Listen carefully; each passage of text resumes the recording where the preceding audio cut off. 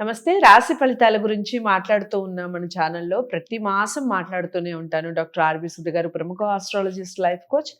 ఈరోజు ఈ వీడియో ద్వారా తులా రాశి ఫలితాలు జూన్ మాసానికి సంబంధించి తెలుసుకునే ప్రయత్నం చేద్దాం. ప్రతి వీడియోలో చెప్తూనే ఉంటాను, స్కిప్ చేయకుండా చూడటంతో పాటు వ్యక్తిగత జాతకాలు చాలా ఇంపార్టెంట్. రాశి ఫలితాలు అనగానే ప్రపంచవ్యాప్తంగా ఉన్నటువంటి తులారాశి వారికి ఇన్ జనరల్గా ఎలా ఉంటుంది అని చెప్పడం జరుగుతుంది.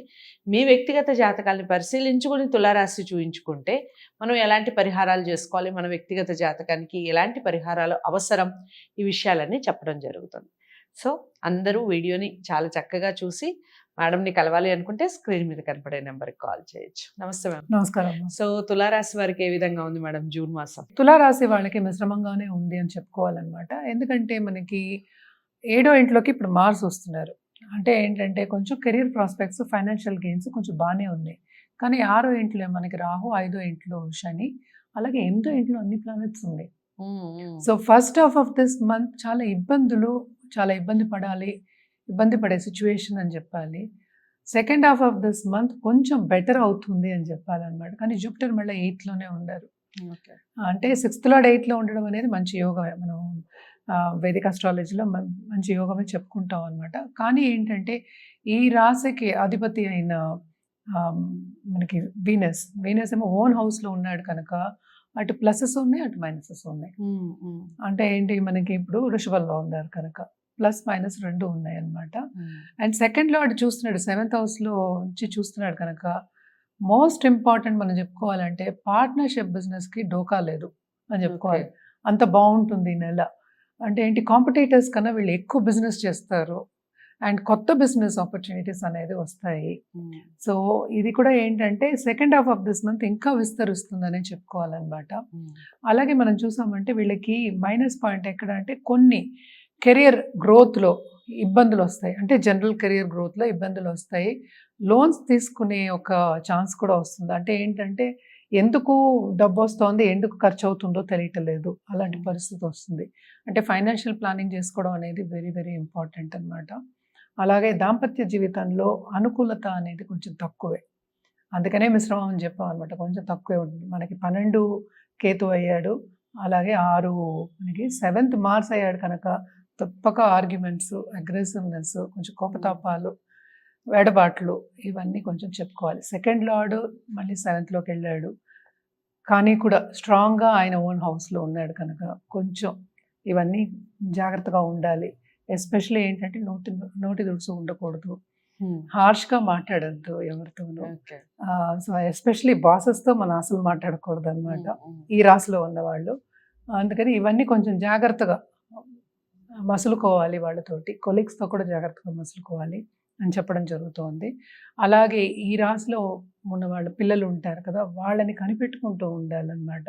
వాళ్ళు ఏం చేస్తున్నారు, వాళ్ళు చదువుతున్నారా, వాళ్ళు పైకి వస్తున్నారా, అంటే ఏంటంటే ఒక దారిలో పెట్టడం అనేది వెరీ ఇంపార్టెంట్ ఇంట్లో ఉన్న వాళ్ళకి. అంటే ఇంట్లో ఉన్న లేడీస్ కూడా కొన్ని హౌస్ హోల్డ్ ఇబ్బందులు అనేవి తప్పవన్నమాట. అండ్ ఇప్పుడు పిల్లలు కావాలి, పిల్లల కోసం ట్రై చేస్తున్నాము అన్న వాళ్ళకి కూడా దాంట్లో కూడా ఇబ్బందులే, తప్పక డాక్టర్ని సంప్రదించవలసి వస్తుంది.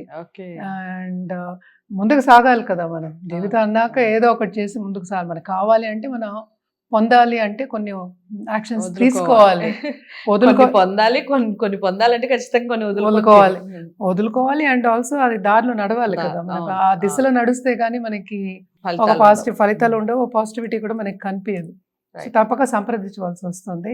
అలాగే ఏంటంటే ప్రాపర్టీ విషయాలు, లీగల్ విషయాల్లో కూడా కొంచెం జాగ్రత్త వహించాలన్నమాట. ఎస్పెషల్లీ చిల్డ్రన్ విషయంలోనే కొంచెం జాగ్రత్తగా చూసుకుంటూ ఉండాలి. అలాగే మనం చూసాము అంటే పాలిటీషియన్స్, ఈ రాశిలో ఉన్న పాలిటీషియన్స్కి ప్లస్ పాయింటే second half of this month. ఎందుకంటే 8th నుంచి మనకి 9thకి వెళ్తున్నాడు సన్, ఇంకా బాగుంటుంది వీళ్ళకి. ఆ టైంలో గ్రోత్ అనేది వస్తుంది.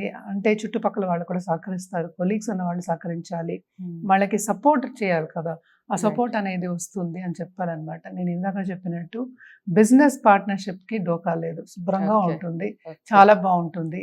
లవ్ రిలేషన్షిప్లో మాత్రం రొమాన్స్ చేద్దాము, మనం రిలేషన్షిప్ పెట్టుకున్నాము అన్న వాళ్ళందరికీ కొన్ని ఎడబాట్లు, మిస్అండర్స్టాండింగ్స్ అనేవి తప్పవు.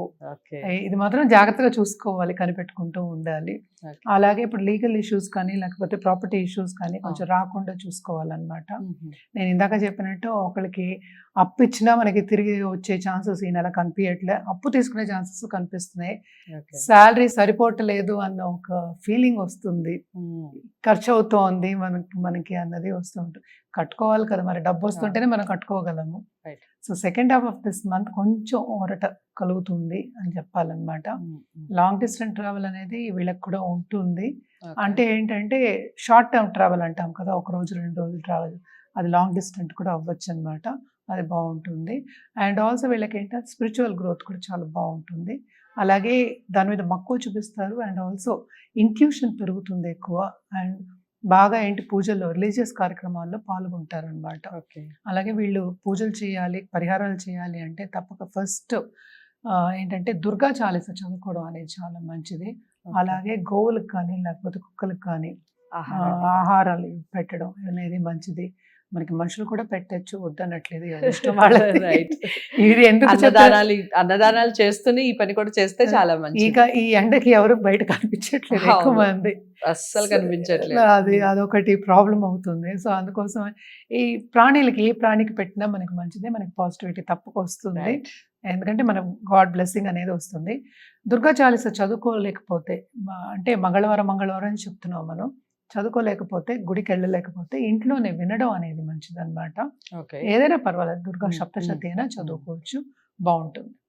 సో అదండి తులారాశి వారికి సంబంధించి కొంచెం మిశ్రమ ఫలితాలు ఉన్నప్పటికీ కొన్ని విషయాల్లో అద్భుతంగా ఉంటుంది అని కూడా చెప్పారు. ముఖ్యంగా పరిహారాలు, చాలీసా అనేది పరిహారానికి సంబంధించే కాదు, ప్రతిరోజు చదువుకోవచ్చు. వీలైతే అట్లీస్ట్ మంగళవారం అన్నా చేసే ప్రయత్నం చేయండి దుర్గా చాలీసా అన్నట్టుగా చెప్పారు. చాలా విషయాలు చెప్పారు. పశువులకి గ్రాసాన్ని ఇవ్వటం కానివ్వండి, అన్నదానాలు చేసుకోవడం కానివ్వండి, ఇలాంటివి ఏవైనా చేసుకోవచ్చు.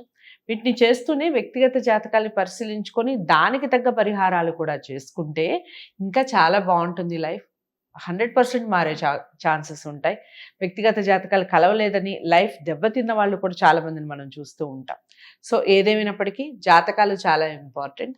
తప్పకుండా జాతకాల కోసం పరిశీలించవచ్చు. స్క్రీన్ మీద కనపడే నెంబర్ని మేడం మీతో మాట్లాడటం జరుగుతుంది, అపాయింట్మెంట్ ఇవ్వడం జరుగుతుంది. మరి తులారాశి వారందరికీ ఈ విషయం చేరాలి అంటే లైక్ చేసి షేర్ చేయండి, ఛానల్ని సబ్స్క్రైబ్ చేసుకోండి. తదుపరి రాశితో మళ్ళీ కలుస్తాను. అంతవరకు సెలవు, నమస్తే.